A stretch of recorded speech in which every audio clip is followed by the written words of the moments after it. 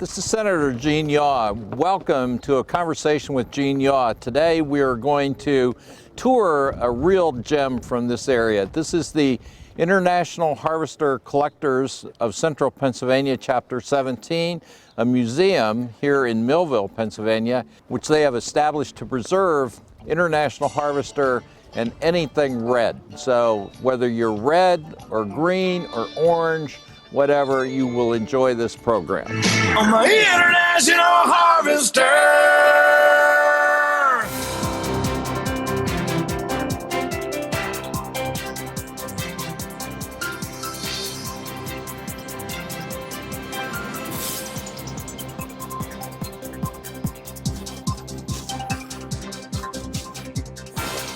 Welcome. I'm here at the Museum of the International Harvester Collectors of Central Pennsylvania, Chapter 17. And with me is Ben Trapani, the club president. Hi, how are you? Good morning, Gene. How are you this afternoon? Well, pretty good. Tell me what you have here and what's the purpose of this museum and how did it get started? I mean, free reign, you can just talk about red. Well, that's pretty easy for me to do.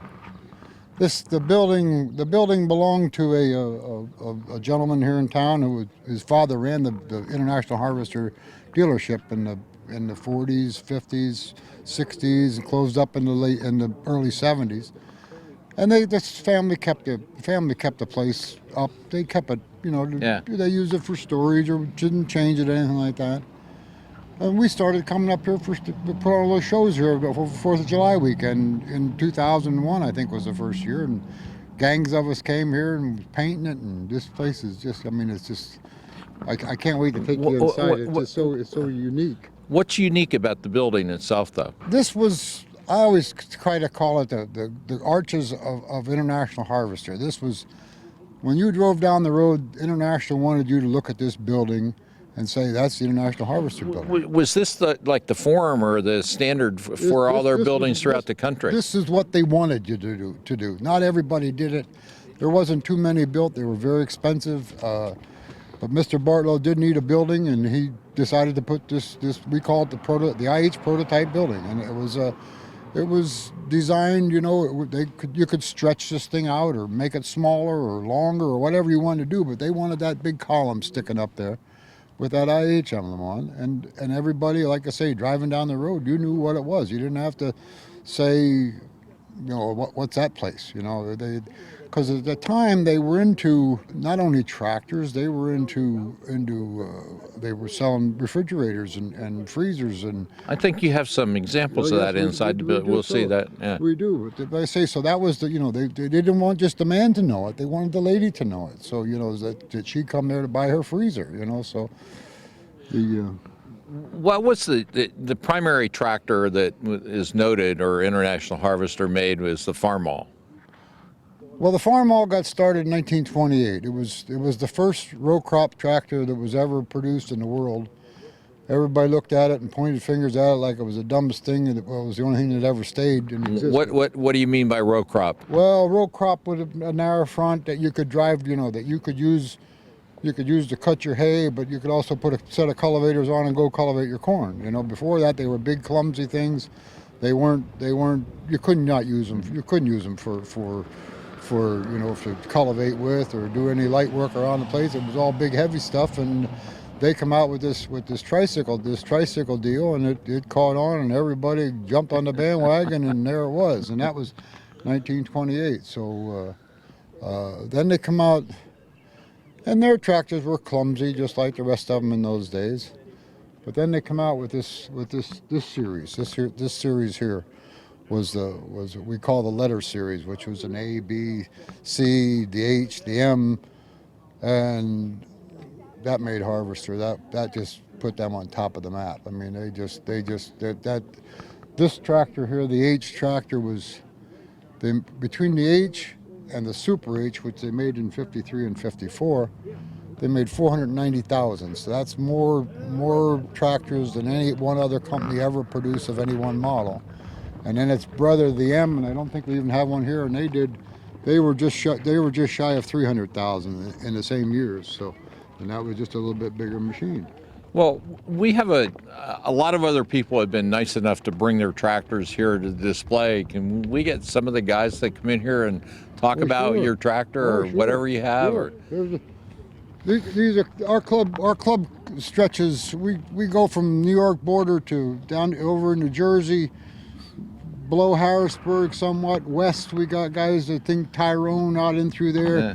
And some of these guys even traveled a pretty good distance to be here just for today. So Now, one thing I am going to do before you talk about your tractors, I just want to point to this one over here on the end. It's a Farmall BN, and this was the first tractor that I ever drove. My grandfather had a tractor like that. It wasn't quite that color. That's one that's set up for parades. That's why it's red, white, and blue. But that was the first piece of equipment like that I ever drove, and I think I was about, I don't know, maybe 6 or 7 years old. oh yeah, you don't have to worry about license then on the farm. No, Well, you could hang on the steering wheel. You don't have to worry. that's right. Just Put her in hang gear on. and hope for the best. Sir, Yes, who are you, and what do you have here? I'm Walter Campbell, and I have that Farmall H right there. Where did you get it? When did you start to I assume it's restored. Yes, that, let's see, came out of the weeds in 2004. And there's some pictures in the middle, what it looked like, and tore apart. That's the transmission tore apart, going back together, and that's in its full dress for parades. And it was hooked up to a shucker shredder at our club, the Perry County Old Iron, and pulling a binder last year, the binder oats for the show. And the top one is the original owner who used it to plow snow in the wintertime as for other farmers and himself and Penn Township highways. Well, why did you get involved in, especially with the Farmall Tractors International Harvester? What was unique about them for you? Well, I was born and raised on a farm, and that's what my dad had, was an H. So that's how we ended up with that. My brother got his H, so, and I got this one off the neighbors. So. Well, thank you. It's a great job, and thank you for Thank you bringing it very here much. today. Ben, tell me about this. I mean, we've looked at some bigger tractors, Oh, yeah. but tell me about this one. Well, this come out in 1947 was the first year they made the Farmall Cub. This is 55. This is 1955. They ran this tractor. They did this tractor for into the 70s. They changed it somewhat, but it was after the war. They come out with this. They figured the guy's going to the factory. He's not going back to the farm, but he still wants to have a garden, and you could do that. And this was their answer to it. And they sold tons of them. They were, some people call them the gutless wonder. It wasn't 9.9 it's rated at. 9.9 horsepower. Today you couldn't sell a lawnmower with 9.9. Yeah, I know. A Pushmower has 6. And but it was they're a cute little thing. They're an ideal piece of equipment for somebody to have and to take to a show, because you mean want to be farmers? yeah, well, just guys like any guys that want to go to the show, because it's light, you don't take up much room, you don't have to have a big truck. You can park this. You can drive these on the back of a pickup, believe it or not. They'll fit in the back of a pickup, but I've never done it. I can imagine, but they're quite a. There's one with a mower on. There's one with a sickle bar. One of our members has 20. I think the last count, he said 27 of them.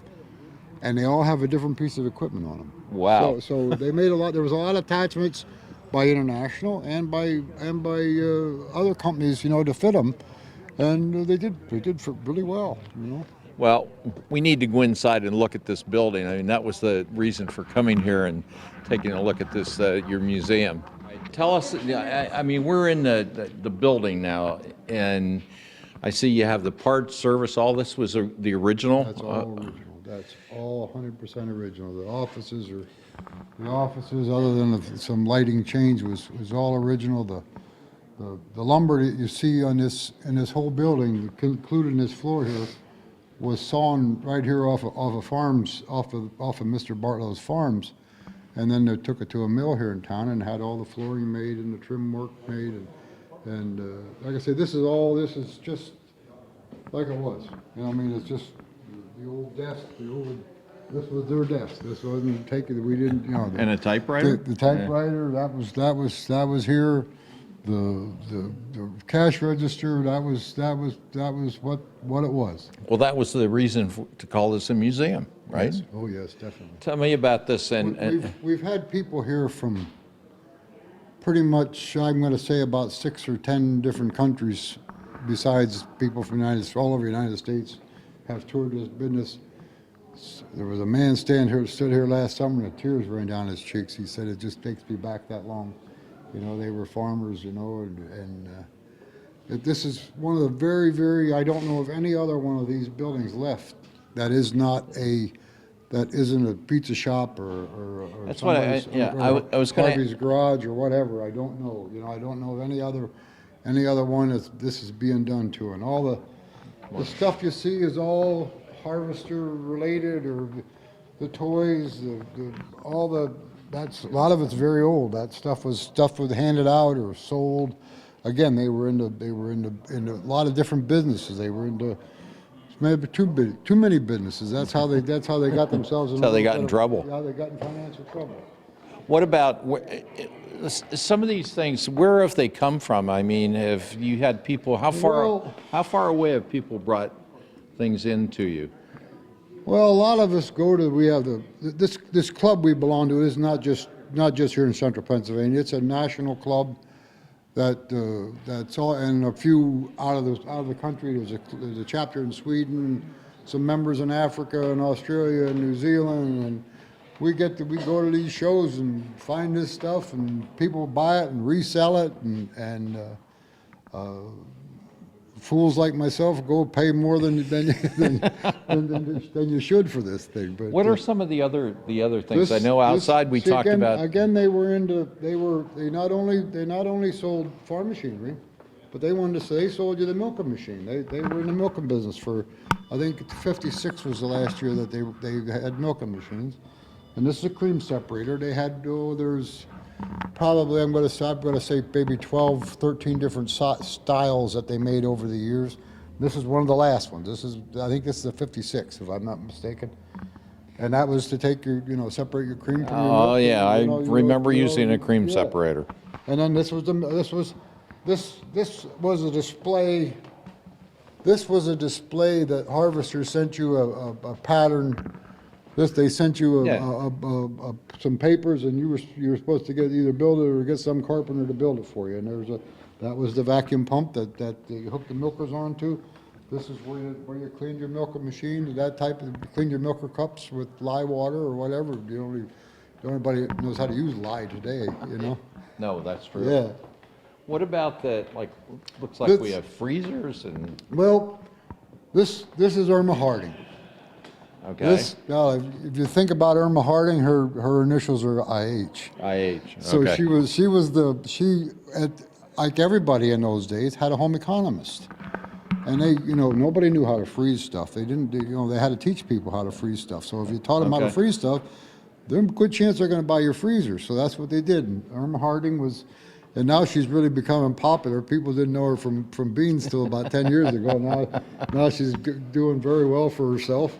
And it wasn't just one lady. It was every division or whatever. They'd have one, and she'd come to maybe the Bartlows this week and have a thing here about how to freeze, how to take care of canned foods. And they made, like I say, the freezers, refrigerators, air conditioners, deep dehumidifiers, a barn, stuff to cool your milk. They made a milk cooler. Various sizes, and like I say, they're very heavy. Oh man, these things. There's some still in existence, but they're not very efficient anymore. Like I say, last year they made a freezer was 56. Same year they gave up and they sold the plant in Evansville to Whirlpool and got out of the equipment, out of the kitchen business. So. I know one time you told me what was unique about the way that this building was designed it was designed you could just, to make a bigger dealership, You could just add on to it. you just add a section to it. Just keep going. You know, and if and that was all population. You know, if this building was maybe in downtown Lancaster County where the farms were a little bit bigger at them days, like they were in those days, this would have been a little bit bigger building. There was a swope, I think, in New York that had one. It was a little bit bigger than this, and there was another one down in Perry County, and that's still there, and that's about the same size as. But I've seen some that were in the Midwest that were gigantic. I mean, they were gigantic. You could put 10 tractors in the showroom like this, you know. And obviously, this was built for this market. That's just right. You build for your market. You don't underbuild, but you don't overbuild either. You know, because Tubby, Mr. Bartlow, Tubby, we called the Frank's son. Yeah. Everybody called him Tubby. Must have been a little on the heavy side when he was a kid, and they called him. He got this handle hung on him that was Tubby, and that's everybody refers to him as Tubby yet today. But he told me what they paid for this building, and in 1947, it was a lot of darn money. You know, Sure. Yeah, it was a lot of money, a lot of steel work. One of our members today is a nephew to the guy the head contractor that built the building. That built the building. Yeah. So Let's walk over. I'd like to see the service area or the parts department. Parts department. Because I know that I think some of the parts you told me were were here when you bought the building. What happens, like I say, the stuff you're seeing here right now, this belongs to us, and some belongs to the club, and some belongs to me and Bill and a lot of people. So we brought it up here to put them on display. It was anything, you know. I mean, these racks and all that. This was here. It was just the way it was. We did repaint these. I shouldn't say we. The girls. I know it was last winter before that. We took everything out of these bins and cleaned them. They hadn't been cleaned or painted since 1947. That was the last time they were painted. Wow. And the girls got that, and then we have our. This is our inventory. So this is our computer from 19 whatever until they closed the place up. That's where they kept track of the parts? That's where they kept track of the parts. And you could take that card out like that, and you had your part number written on it. Okay. And there's on hand. As you sold it. And that was the way you kept track of it. That was your your inventory. That was your inventory paper. Yeah. So all this stuff, they left it here. They probably could have sold some of this stuff for whatever at the sale, but they figured, here, let's these guys are going to make a museum out here. Let's let it be a museum with their name on it also. How many members in your international We Harvester? bounced from 190 to 230 or 240. Really, in the Central Pennsylvania chapter, in your chapter? Oh yeah. We meet here. We have 6 meetings a year, and we meet here 5 times, and we meet down at a dealership near Harrisburg. If you have around 200 people, just out of curiosity, how many tractors do those 200 people own? Some don't have any, and we got some that have so many you wonder where they park them all. Well, you tell me the one person out there has 27 Farmall Cubs. Plus others. Plus others. Yeah, so there's enough. There's a lot of iron that's been collected. It sounds to me like once the collection gets in your blood, you can't get rid of it. It's like, it is a disease. It really is.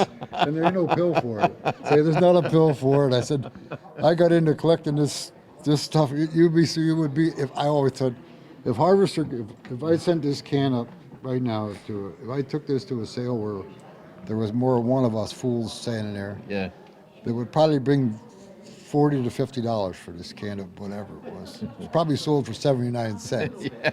I said, if Harvester could have got that kind of money, they'd still be in business today. They would have survived. But it's like anything else you want to collect. If you want it, you pay for it, and and you're hoping someday if your kids will want it or pass it on to somebody, and that's what's been nice about the museum. We have a member in our club that was a regional manager for international. He worked about seven or eight different places, he told me, and he come up he said, I have a whole bunch of stuff, do you want it? And I thought, do we? And he started unloading he had his van loaded. There was enough room for him and his wife to sit in his van, that was it. And he kept bringing it out. And he said, "You sure you want this stuff?" And I thought, "Oh my God, buddy, don't even say that." And Mr. Shockey was his name, and just brought us some of the most unique stuff. You know, I mean, some of it was one of a kind. We only made one for him or whatever, you know, and it's just so the people were giving us this stuff, you know, to keep this all together for posterity. You know? Let me ask you this, and we kid about it. I know collectors kid about the green tractors. Oh, yeah. I guess they still exist even here. But, yeah, I think so. But your club is pretty unique because I don't know of like for example a John Deere club comparable to you. Is that there's a one We're around on here? television now, so no. No, they've never been able to hold it together for some reason. I don't know what it is. And our club, our club was. I was national president one year. Okay. And it was just too much. But anyway, there's between 7,000 and 8,000 people in this club, and it's all volunteer. I mean, the president works. I mean, you don't have to worry about a W-2 because you're not getting anything. You know, it's just it's a work of love. You know, it's just do it because you want to, you know, and holding this name together.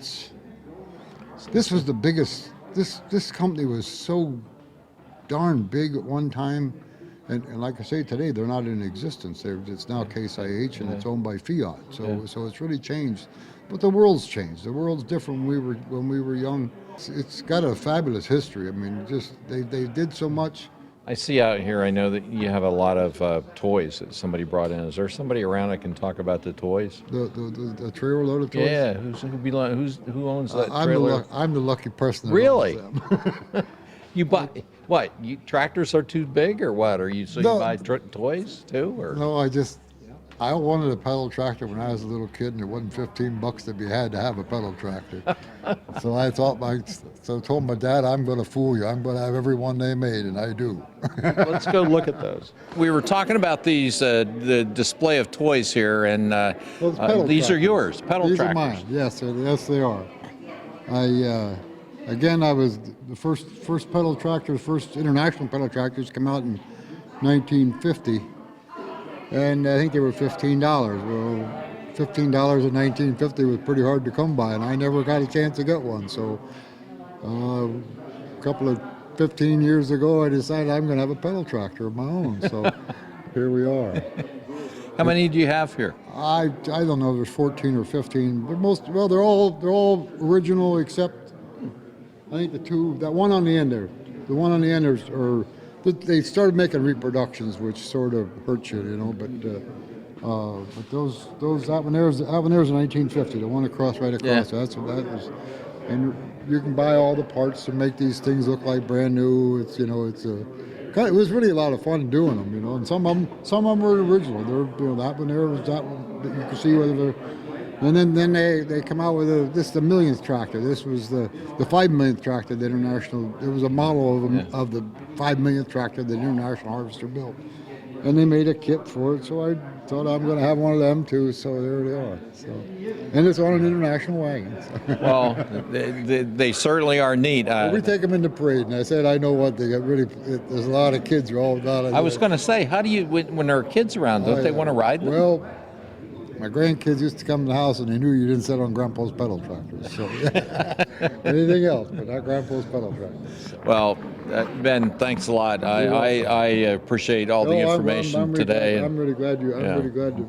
I say I can show this building every day of the week and I'll never get enough of it. You know? Thank you. It's obvious that the club is really committed to yes, they are. preservation. Good. It is. That's the secret. Yeah. Preservation and making the friends that we've made, like yourself and everybody else that's come in here. It just makes friends. Yeah, well, thank you. You're welcome. I'm with Bill Brooks, and I'd just like to ask Bill, I want to show you something and ask you whether you recognize it. So take that, if you would. This is 24? Yeah. Yeah. That's why I asked.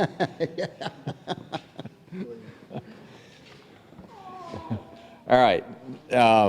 This was a picture taken about so many years ago But it was on a TD-24. We're in front of a very similar machine, only this is a TD-14 International. And these two handsome gentlemen up here are, as you can tell, it's myself and Bill over here. And I thought, we'll duplicate that picture sitting on this today, so many years later. So you do remember that? I remember that. Kingston, State Equipment at Kingston. They just came out with that 24, and 24 was the largest crawler tractor built at the time, bigger than the D8s and so forth. And Gene's dad and my uncle were in the machinery business, and they took us over there to that show, and I won a Parker pen and pencil set that day, and I still have the letter from that where I won that they sent me and so forth. And Parker pen and pencil at that time was an elite pencil set, so that's very vivid in my memory. They used them in the coal strippings, what they did them 24s. This machine here, do you want to talk about this? Yeah, let's talk about this one. This one actually here. That TD-24, George Logue owned this 14. He restored this TD-14. We bought it at his estate sale. George was the engineer for International Harvester. He graduated Penn State and sent out resumes, and International Harvester hired him. Within 1 year, he was running the proving grounds for International Harvester where they tested their construction equipment. And he had that TD-24. That 24 was a headache to him. It had too much power and tore up the rear ends in the transmission. So George had to figure that out, and he got it figured out. But George restored this 14 here.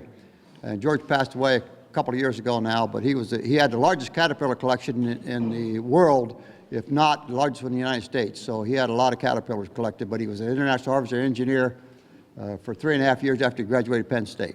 Yeah. This is on permanent display here. Right. Yep. They're too hard to move. So when Sherry and I bought it at George's estate sale, I talked with the club members here, and I said I would donate it to the club if we could just bring it down here and park it, and we don't move it. So it can be moved. It runs. It's in excellent shape. It's totally restored. So it's really in good shape. Well, while everybody's here, we're going to duplicate this picture if we can get up on it. I'm not sure we can still get up on it, but we'll try. I'd like to thank the International Harvester collectors for the tour today of their museum here in Millville. It's just been a great experience. We've seen a lot of things, and it's obviously these are a dedicated bunch of people to preserving International Harvester in the color red. So thank you. Thanks for hosting it. We really appreciate it.